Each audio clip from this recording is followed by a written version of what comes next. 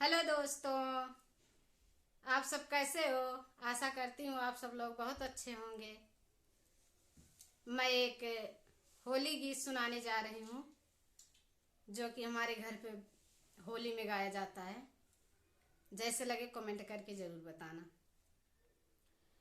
मोरी झूलनिया रे हो, मोरी झूलनिया झीलौंगे डार श्याम घरे नाही।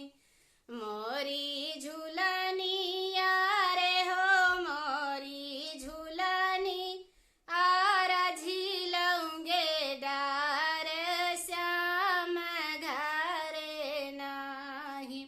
लहुरा देवरवा तोहरे पाइया मैला गेहूँ हो। लहुरा देवरवा तोहरे पाइया मैला गेहूँ हो।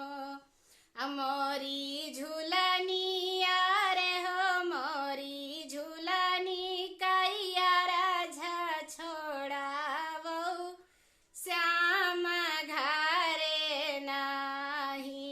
मोरी झूलनिया रे हो, मोरी झूलनी कई अरझे छोड़ावो श्याम घरे नाही। झूलनी छोड़ौनी भौजी हम काऊ देबू हो। झूलनी छोड़ौनी भौजी काऊ हम देबू हो।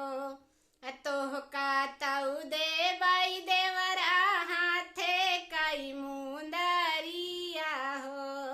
तोह का तऊ देबाई देवरा हाथे कई मुंदरिया हो। तोहरी धनिया रे हो, तोहरी धनिया गाले कर हार श्याम घरे नाही। अगिया लगौ बाई भौजी हाथे कई मुंदरिया हो। अगिया लगौ बाई भौजी हाथे कई मुंदरिया हो। भौजी बाजारा पारई, भौजी बाजारा पारई गाले हार श्याम घरे नाही। भौजी बाजारा पारई गाले हार श्याम घरे नाही। तोहरे ने कोछवा भौजी दुई नाउरंगिया हो। तोहरे ने कोछे भौजी दुई नाउरंगिया हो। भौजी दुई माए कदाई डारौ श्याम घरे नाही। भौजी दुई में कदाई डारौ श्याम घरे नाही। हमरे ने कोछवा देवरा जहारे कई गाठिया हो। हमरे तऊ कोछवा देवरा जहारे कई गाठिया हो। देवरा छूतैया रे हो, देवरा छूतई छायल मारी जाई है श्याम घरे नाही। जौ तोहरे कोछवा भौजी जहारे कई गाठिया हो।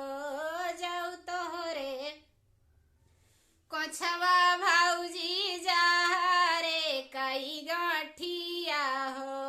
भौजी कैसे जिये हो, भौजी कैसे जिये भैया हमारे श्याम घरे नाही। तोहरे तऊ भैया देवरा फिरा हिरिया कैनो कर हो।